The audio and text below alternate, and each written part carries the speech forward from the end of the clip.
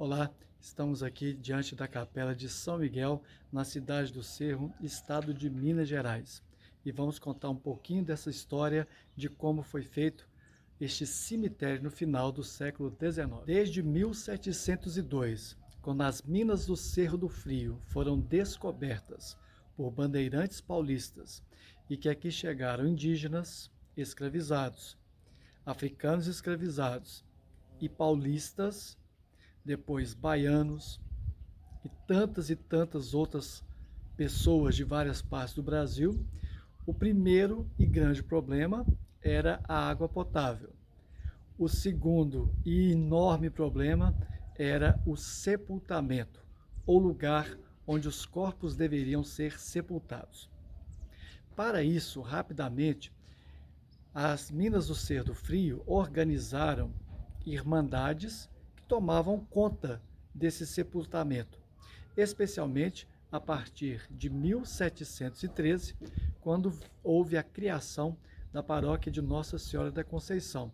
E os sepultamentos, de alguma maneira, aconteciam próximos a essa matriz, na parte baixa da vila. O sepultamento era organizado pelas irmandades, havia toda uma questão religiosa ligada à missa de corpo presente e, mais do que isso, era importante que as pessoas fossem sepultadas no Campo Santo. Campa é o lugar onde é aberta a cova, dentro das igrejas, dentro das capelas, para o sepultamento. As pessoas mais ricas e abastadas compravam essas campas, esses sepultamentos, podiam gravar o seu nome nessas campas de madeira e também podiam colocar o seu corpo mais próximo do santo de devoção, próximo, por exemplo, ao altar de Nossa Senhora do Rosário. Nesse caso, os sepultamentos eram sepultamentos de homens e mulheres que tinham dinheiro, que tinham recursos.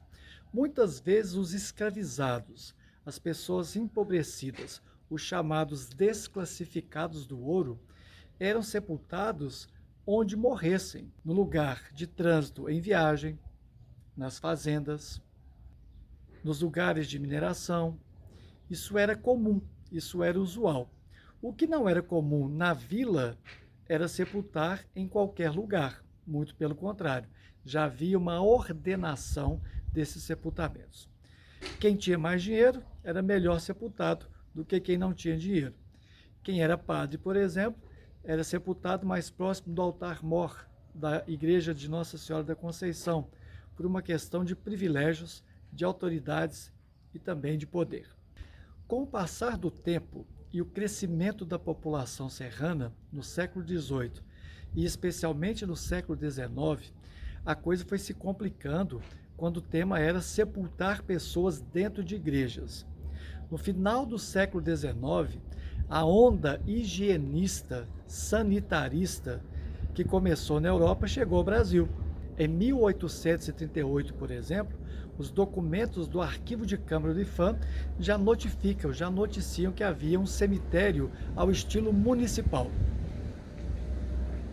Nós temos que lembrar que em 1838 já havia um conjunto de capelas que praticavam os sepultamentos para os irmãos e irmãs das suas irmandades, como a Irmandade Santíssimo, a Irmandade das Almas, na Matriz, a Irmandade de Santa Rita, a Arquiconfraria do Cordão de São Francisco na Purificação, os Irmãos do Rosário e os irmãos também da Ordem Terceira do Carmo.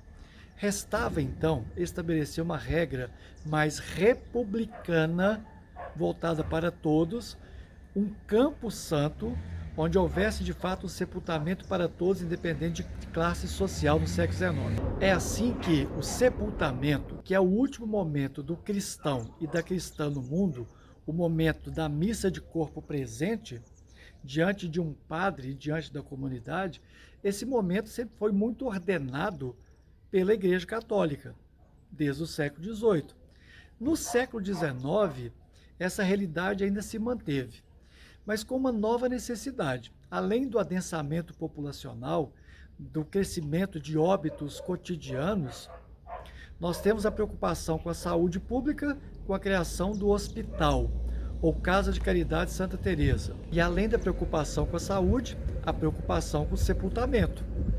É nesse sentido que, por volta de 1880, o pároco serrano, o vigário serrano, se torna então aquele que vai encabeçar a ideia de um cemitério municipal com uma capela própria. E aí ele vai juntar os ricos da cidade, e os ricos da cidade vão escolher, através da Câmara Municipal, o melhor lugar. O melhor lugar determinado para a construção do novo cemitério municipal, com a proibição de sepultamento dentro das igrejas, por questões sanitárias e higiênicas, foi escolhido o lugar chamado de vacaria, como o próprio nome indica, um lugar onde as vacas pastavam, bem próximo do curral do corte. Talvez o curral do corte fosse mesmo na vacaria, o lugar onde o gado ficava esperando para ser abatido, para depois ser vendido para a população serrana. A Rua do Corte, ou a Rua do Matadouro Público, tem esse nome até hoje: corte, matadouro, açougue. E era preciso então um curral, o curral do conselho. Conselho é o curral do município, o curral da cidade. Quem vendia a carne no século XIX e no século XVIII era exatamente o poder público. Não era uma venda feita em açougues privados, era uma distribuição pública. Comprava-se o gado, colocava-se o gado no cercado, matava-se o gado e fazia-se a venda da carne verde, como se falava na época. Por isso que a vacaria, bem no alto da cidade, por ser um lugar arejado, ventilado, evitaria, por exemplo, problemas com a decomposição dos corpos, já que os estudos na Europa e nos Estados Unidos avançavam no sentido de mostrar que esse corpo putrefato poderia sim transmitir doenças.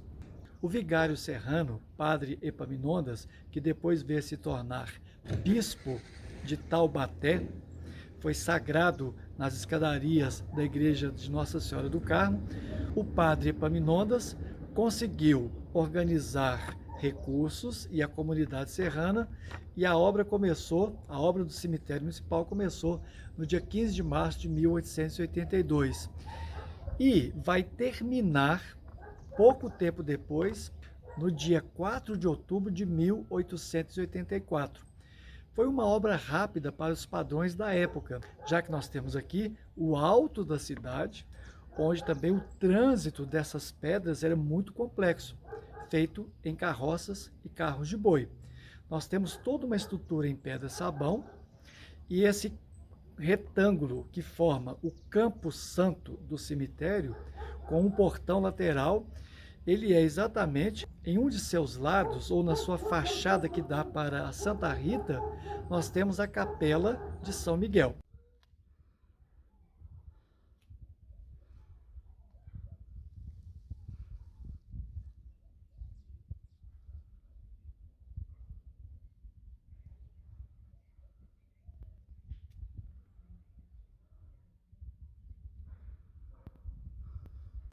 A Capela de São Miguel foi sagrada, foi abençoada no mesmo dia da inauguração do cemitério, em 1884.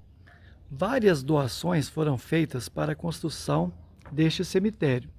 Foram doados 500 mil réis, por exemplo, pelo Dr. Pedro Caetano de Andrade, o tenente-coronel Augusto Ottoni, e até mesmo a loja maçônica Estrela do Norte participou da construção do cemitério, vendendo uma casa na Rua Direita para levantar um donativo. Os registros comprovam um valor total da obra com gastos superiores a 2,5 contos de réis. Muitos dos que contribuíram para a construção do novo cemitério viram nessa empreitada um divisor de águas para a saúde pública serrana. Uma das pessoas que doaram recursos, dinheiro, para a construção deste cemitério foi o Barão do Cerro. O Barão do Cerro solicitou, contudo, que houvesse um jazigo perpétuo para sua família. A concessão foi dada, a concessão foi feita, E a partir daí, nós temos que até hoje, esse jazigo existe aqui como propriedade do Barão do Cerro, marcando para sempre a história da cidade com a construção da chácara do Barão. Mas ele era um homem extremamente influente, participou também de várias irmandades, de várias construções na cidade serrana, e por causa disso era reconhecido como benfeitor da comunidade. É interessante perceber que no final do século XIX, nós temos então o funcionamento da Casa de Caridade Santa Teresa, um cemitério municipal e, além disso, em pleno funcionamento, a matriz de Nossa Senhora da Conceição. Essas três obras, por si só, dizem muito a respeito do gesto pedagógico colonial. O que é o gesto pedagógico colonial? São formas de lidar com poder, autoridade, autorizações. Quem manda, quem obedece. É um gesto pedagógico porque ele é ensinado. Evidentemente, o Brasil já não era uma colônia no final do século XIX, mas a cidade do Cerro é uma herdeira desse gesto pedagógico que foi fundado no século XVIII e perpetuou no século XIX, e até hoje nós temos marcas do chamado jeito barroco serrano de ser. O cuidado com o corpo no hospital, o cuidado com o corpo na igreja matriz e o cuidado com o sepultamento do corpo do defunto ou dos defuntos no cemitério fazem parte de um ritual de poder. A disciplinação da existência de cada indivíduo. Nós chamamos isso, em filosofia política, de biopoder. O biopoder é como os poderes constituídos organizam a vida do indivíduo, do seu nascimento até sua morte. O indivíduo, ele é disciplinado ao nascer, ao viver e no momento da morte. Dessa maneira, a Igreja Matriz, ou a Paróquia de Nossa Senhora da Conceição, a Casa de Caridade Santa Teresa e o Cemitério de São Miguel, o Cemitério Municipal do Cerro, fazem parte dessa condução do corpo do indivíduo no mundo. Essa biopolítica modernizante é uma forma de governar os corpos no século XIX.